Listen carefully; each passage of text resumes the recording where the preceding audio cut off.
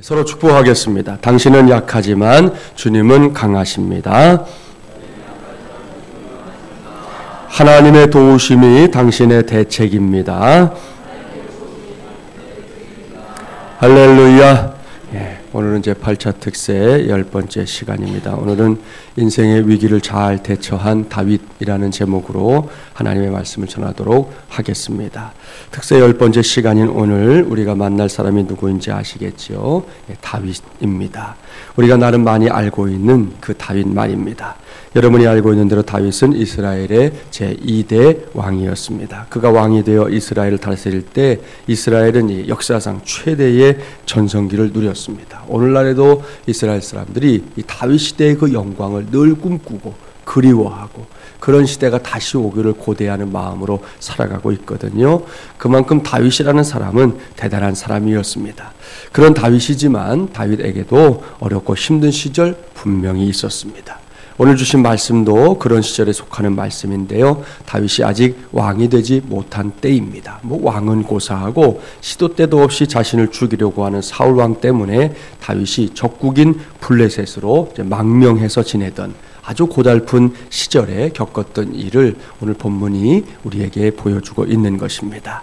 이러한 사실을 염두에 두고 본문 1절과 2절 말씀을 함께 봉독해 보겠습니다. 1절 2절입니다. 다윗과 그의 사람들이 사흘 만에 시글락에 이른 때에 아말렉 사람들이 이미 네겝과 시글락을 침노하였는데 그들이 시글락을 쳐서 불사르고 거기에 있는 젊거나 늙은 여인들은 한 사람도 죽이지 아니하고 다 사로잡아 끌고 자기 길을 갔더라. 이 말씀은 설명이 좀 필요합니다. 다윗이 블레셋에 망명해서 살게 된 곳은 시글락이라는 작은 성이었습니다.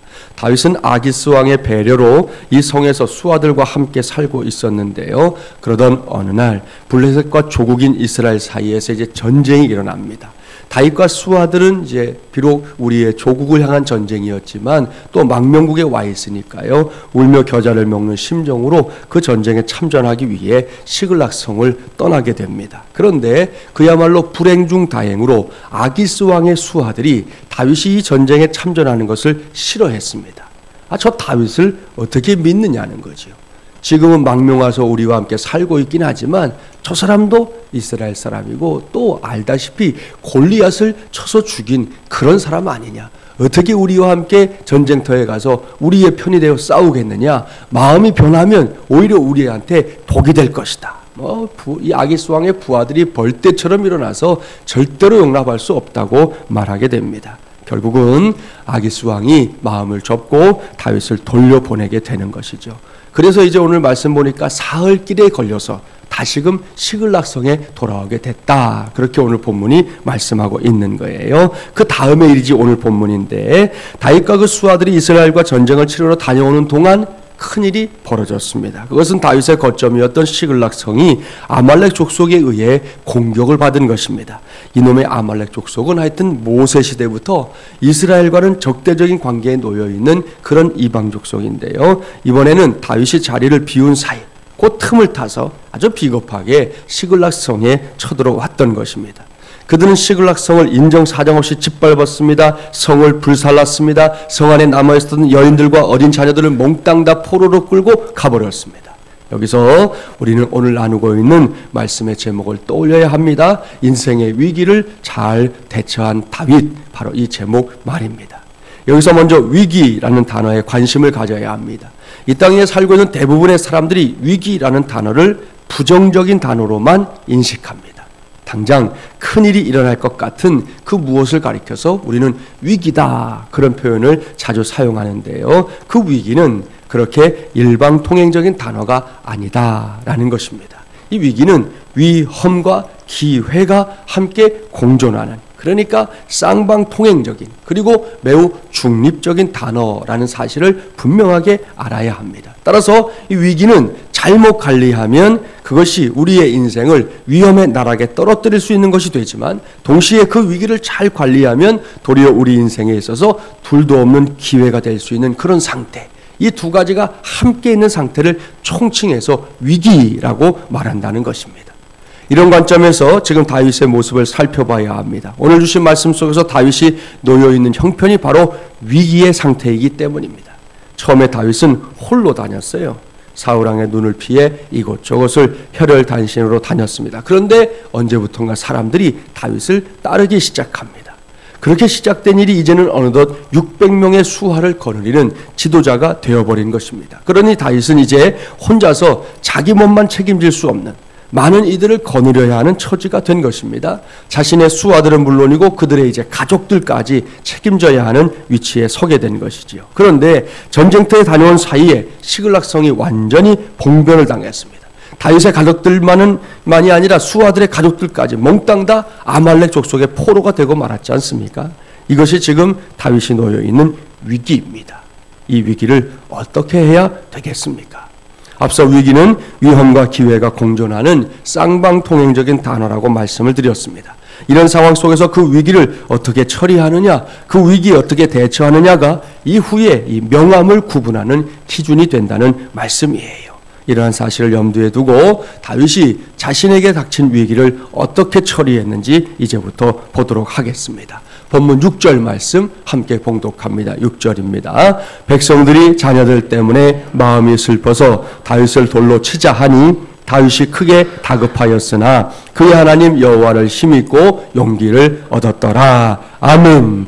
이 말씀을 보면 다윗이 만난 위기는 시간이 흘러갈수록 더욱 어려운 상황으로 치닫고 있었습니다. 전쟁터에서 돌아온 다윗과 그 수하들은 자신들의 눈앞에 벌어져 있는 현실을 보면서 몸부림을 쳤습니다. 하루아침에 가족들 모두가 포로로 끌려갔고요. 그들의 생사조차 확인할 수 없었기 때문입니다. 생활의 터전이었던 성은 시커멓게 불타서 채만 남았습니다. 이렇게 암담한 상황 속에서 다윗은 물론이고 모든 수하들이 목을 놓아 울고 또 울었습니다. 지쳐서 더 이상 울 수 없을 때까지 그들은 울고 또 울었습니다. 그러다가 백성들 속에서 이상한 움직임이 시작됐습니다. 그것은 지금 벌어져 있는 이 모든 사태의 책임이 다윗에게 있다 하는 그런 분위기입니다.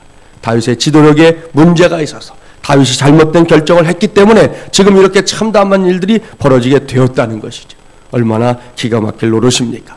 백성들의 생각이 여기에 미치자 그들 가운데 일부 사람들은 아예 다윗을 돌로 쳐서 죽여버리자 하는 말도 안 되는 제안을 하기에 이르렀습니다. 그러니 다윗의 입장에서는 그야말로 미치고 펄쩍 뛸 노릇이지 않겠습니까?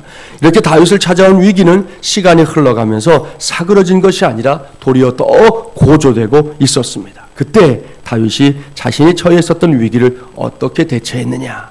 이것이 오늘 우리의 관심사입니다. 그 해답이 오늘 본문 6절에 잘 기록되어 있어요. 다윗이 크게 다급하였으나 그의 하나님 여호와를 힘입고 용기를 얻었더라. 할렐루야. 이 말씀에 보면 다윗이 자신에게 닥친 위기를 어떻게 처리했는지 알 수 있어요. 먼저 다윗이 그의 하나님 여호와를 힘입었다라고 말씀하고 있습니다. 이 말씀은 히브리어로 보면 그 뜻이 더욱 분명해지는데요. 여기서 힘있고라고 번역된 히브리어는 무엇 안에서라는 의미예요. 그렇다면 무슨 말씀입니까? 다윗은 자신이 만난 위기를 스스로 해결해 보겠다고 동분서주하는 것이 아니라 그 문제를 하나님 안으로, 여호와 하나님 안으로 하나님께 가지고 나아갔다는 말씀입니다. 이것이 바로 인생의 해답을 찾는 지름길입니다.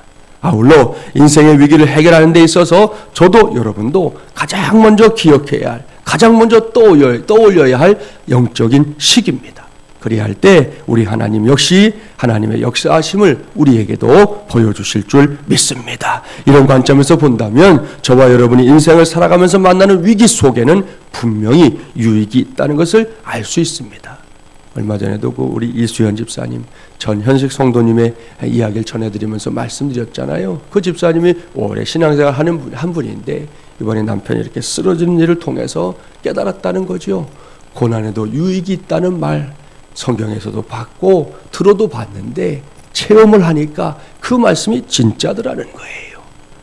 우리 삶에 닥치는 고난과 역병들이 그저 버려질 것들이 아니라 그 속에는 또 나름대로의 보화와 같은 하나님의 은혜들이 있더라 하는 것이 우리 집사님의 고백이었는데요. 무엇보다 집사님의 고백처럼 그 위기가 내 인생에 있어서 연단을 위한 광야가 될 때 진정으로 유익한 열매를 맺게 될 줄 믿습니다. 이번 특세를 통해 제가 성경에 등장하는 한 사람 한 사람을 매일 이렇게 집중적으로 만나보고 있는데요. 그 많은 사람들 가운데 요셉, 또 다니엘, 여호수아 등등은 눈에 띄는 허물을 발견할 수가 없어요.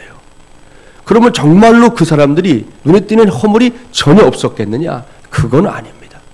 그런데도 성경은 그들의 허물에 대해서 침묵하고 있다는 것이죠. 이유가 뭘까요? 그들 모두가 이 광야의 연단을 경험했기 때문입니다. 아시죠? 요셉은 노예와 감옥이라는 광야를 통과한 사람입니다. 어젯밤에 인물별 성경 연구에서 요셉에 대해서 말씀 나눴는데요. 그가 겪었던 이 노예 생활, 그가 겪었던 감옥에서의 생활은 참 힘겨운 것이었습니다. 그런데 그 광야를 잘 통과한 사람이 요셉이라는 거죠. 다니엘은 풀무불과 사자굴의 위협을 통과했고요. 여호수아는 오랜 기다림의 광야를 통과한 사람입니다. 그들이나 오늘을 살고 있는 우리 모두에게나 다 광야는 지나가기에 힘든 곳입니다. 그런데 여기서 중요한 것은 그 광야가 그들에게는 고난에 대한 백신 역할을 했다는 것입니다.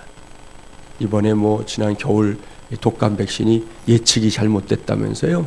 그래가지고 올해 독감을 앓는 분들이 많다. 백신을 맞았는데도 불구하고 많다. 그래서 시끌시끌했는데 여러분 백신을 우리가 왜 맞습니까? 미리 예방하기 위해서 맞는 거잖아요. 그 병이 창궐할 때 그 병으로부터 보호하기 위해서 백신을 맞는 것인데 이 광야라고 하는 것이 이 성경이 나오는 귀한 인물들에게는 고난에 대한 백신 역할을 하는 그런 은혜의 도구였다는 말씀입니다. 사울과 다윗을 한번 비교해 보십시오. 어떤 차이가 있습니까? 둘 다 시작할 때 배경은 비슷했어요. 둘 다 겸손했고요. 둘 다 출중한 외모를 갖고 있었고요. 둘 다 리더십 감각이 있는 지도자감이었습니다. 그런데 사울은 무너졌고 다윗은 세워졌습니다. 무엇 때문입니까? 다른 이유들도 있겠지만 다윗에게는 광야가 있었고 사울에게는 광야가 없었기 때문입니다. 그렇습니다. 광야의 연단이 없는 인생은 약할 수밖에 없다는 것이죠. 따라서 광야를 통과하지 못한 사람은 넘어졌다가는 일어설 힘을 얻지 못하는 것입니다. 사실 저도 그렇고 여러분도 그렇고 광야를 좋아하지 않습니다. 우리 중에 광야를 좋아할 사람이 누가 있겠어요? 그러나 그것은 우리가 좋아하냐 싫어하냐의 문제가 아니라는 것이죠. 저와 여러분이 선택할 수 있는 것이 아니기 때문입니다. 여기서 우리가 해야 할 것은 언제 찾아올지 모르는 그 광야를 통해 얻을 수 있는 유익, 그 유익에 관심을 기울여야 한다는 것입니다. 영국의 전성기, 최고 전성기를 이룬 왕이 누구인지 아십니까? 엘리자베스 1세 여왕입니다. 그녀는 1644년 스페인의 무적 함대를 무력화시키고 이 대서양의 제해권을 장악하고는 그 이후에 영국을 위대한 제국으로 만들었습니다. 이러한 엘리자베스의 강점이 그녀의 광야 생활에서 있었다는 거 여러분 아시는지 모르겠어요. 그녀는 생후 3개월 만에 어머니와 떨어져 살게 됩니다. 3살 때는 아버지 헨리 8세가 어머니인 엠볼린을 참수시켜버립니다. 그리고는 어머니의 시녀였던 제인 시무어와 결혼합니다. 얼마나 한이 맺힌 인생이었겠습니까?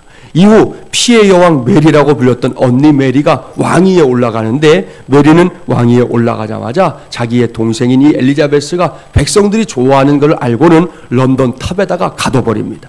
그 이후의 시간들 모두가 엘리자베스에게는 자신도 어머니처럼 언젠가 참수당할지 모른다라고 하는 것을 늘 느끼면서 사는 위기의 순간들이었습니다. 그때 엘리자베스가 무엇을 했는지 아십니까? 엘리자베스가 런던탑에서 했던 가장 유일했던 일은 날마다 기도하는 것입니다. 그 런던탑에 갇혀서 엘리자베스가 날마다 하나님께 기도했습니다. 하나님의 도심을 구하는 기도로 그녀는 하루하루를 살았다는 것입니다. 그러다가 어느 날 갑자기 영국의 왕이 되었다 하는 통보를 받게 됩니다. 말 그대로 감옥에서 왕좌로 인생의 거처가 옮겨진 것입니다. 엘리자베스 1세는 감옥에서 왕자로 옮기신 하나님을 찬양했습니다. 그리고 하나님께 진심으로 감사했습니다. 그뿐이 아닙니다. 그녀는 평생 동안 그 광야의 연단을 잊지 않았습니다. 사랑하는 새벽용사 여러분 보십시오. 광야가 영국 최고의 왕을 만든 것입니다. 이렇게 언제나 인물은 광야에서 나온다는 것. 그런 의미에서 광야는 하나님의 최고의 학교다. 그렇게 말씀드릴 수 있습니다. 그렇습니다. 광야는 욕망을 죽이고 필요에 집중하게 만드는 곳입니다. 겉멋을 다 죽여버리는 곳이 광야라는 거예요. 그러니 할 수 있는 한 광야에 연단이 왔을 때 오지 않았으면 좋겠지만 오고들랑 그것을 기뻐하시라는 것입니다. 무엇보다 그곳에서 하나님을 찾으십시오. 다윗처럼 인생의 위기를 뛰어넘는 은혜가 저와 여러분 우리 모두의 몫이 될 줄 믿습니다. 두 번째로 다윗이 자신이 처한 위기를 대처했던 방법이 있어요. 그것은 그 위기를 회피하지 않고 정면 대응했다는 것입니다. 이를 위해 다윗이 한 일이 뭐냐? 오늘 말씀 보니까 용기를 낸 것입니다. 오늘 본문에서 용기를 얻었더라라는 말씀은 히브리어로 보면 이트하제크라는 말인데 이것은 힘을 내다 혹은 견고하게 하다라는 뜻입니다. 이것이 위기에 직면한 사람이 그 위기를 위험이 아닌 기회로 삼는 좋은 방법입니다.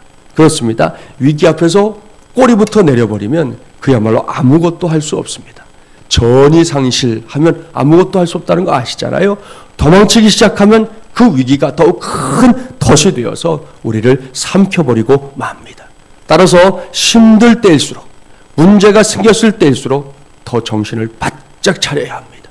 이전보다 더 침착하게 닥쳐온 위기를 살피고 그것을 이겨내기 위해서 마음속 깊은 곳으로부터 힘을 내야만 하는 것입니다. 그러면 살 길이 열리는 것이죠.